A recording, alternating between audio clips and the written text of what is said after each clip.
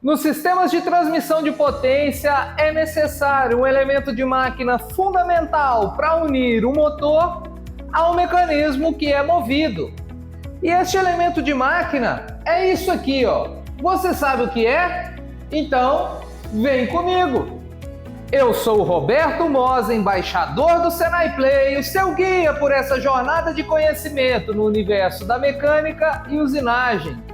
E hoje estamos aqui para falar sobre as chavetas, esse pequeno elemento de máquina responsável por fazer a ligação entre o eixo de um motor ao eixo de um mecanismo que é movido por esse motor.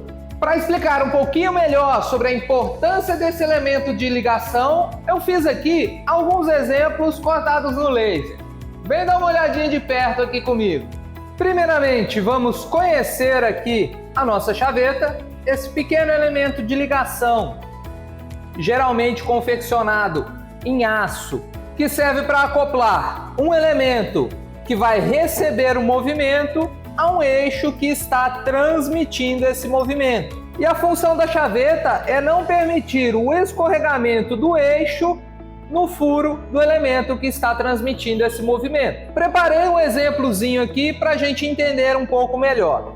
Vamos imaginar aqui um corte perpendicular a um eixo. Aqui temos o formato cilíndrico do eixo e aqui o nosso rasgo de chaveta. E aqui eu tenho o mesmo corte perpendicular, porém de um elemento que irá transmitir esse movimento. Pode ser uma polia, um rolamento, uma engrenagem. Quando esse eixo for aplicar a força no elemento, pode acontecer esse escorregamento, inclusive quando o eixo ele entra apenas sob pressão. Para garantir que esse movimento não aconteça, principalmente quando existem grandes transmissões de potência acontecendo, nós utilizamos a chaveta como elemento de ligação entre o eixo e o elemento que vai receber esse movimento. Aqui nós temos a garantia de que não há escorregamento entre os dois elementos.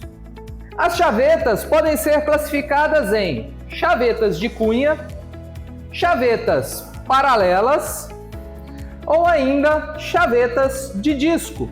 A primeira que vamos falar é a chaveta de cunha. Ela tem uma de suas faces inclinadas para facilitar a união das duas peças. Então vamos imaginar aqui o nosso eixo em um corte paralelo ao sentido do eixo e o elemento de ligação, que poderia ser muito bem um corte dessa polia. Então a chaveta de cunha, ela iria entrar aqui entre o eixo e o elemento e ia eliminar a folga e garantir a transmissão do movimento do eixo para o elemento sem que haja o escorregamento entre esses dois. As chavetas de cunha, elas podem ser sem cabeça, como essa daqui, ou então podem possuir uma cabeça, que serve tanto para limitar o fim de curso da chaveta, quanto na hora da montagem e remoção desse elemento de ligação.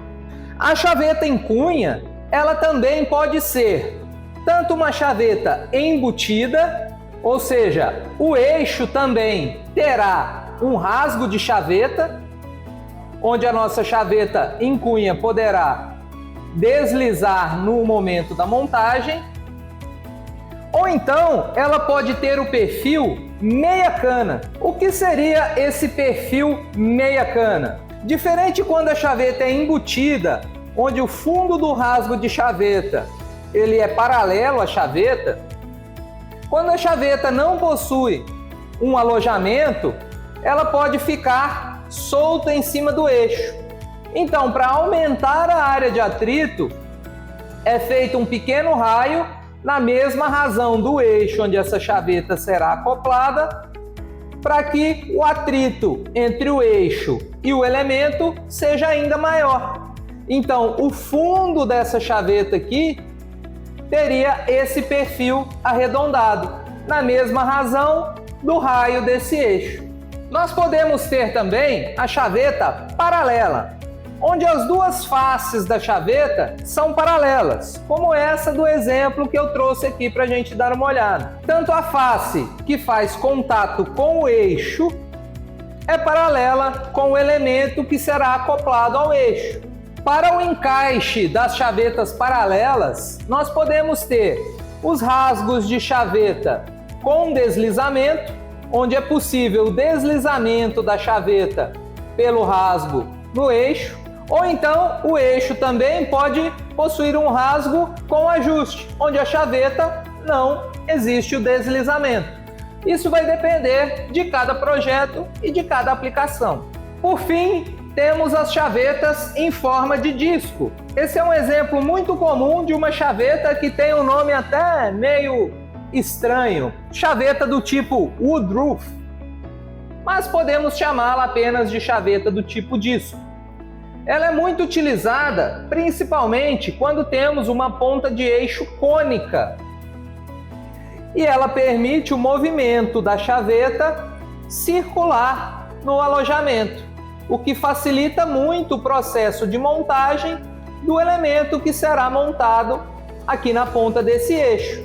Como na placa dos tornos, por exemplo, é bastante comum esse tipo de chaveta. Quando nós encaixamos o elemento que será montado no eixo, ela se posiciona automaticamente paralelo a esse cone. Infelizmente, no caso das chavetas, não existe uma norma específica da ABNT para nos orientar. Podemos utilizar algumas normas internacionais, como a DIN, que tem algumas normas para a especificação de chavetas. Mas o universo das chavetas pode ser tão variado que, inclusive, algumas normas já foram revogadas, porque para cada máquina existe um dimensionamento e um uso específico de chavetas. Não dava para utilizar somente as que existiam dentro das normas. Mas você aí, sabia de todas essas variedades e possibilidades com as chavetas? Agora você consegue entender qual a finalidade de uma simples chaveta? Se gostou do vídeo e quer continuar por dentro de dicas, novidades e curiosidades desse universo do conhecimento, se inscreva no canal e te espero na próxima, aqui no Senai Play.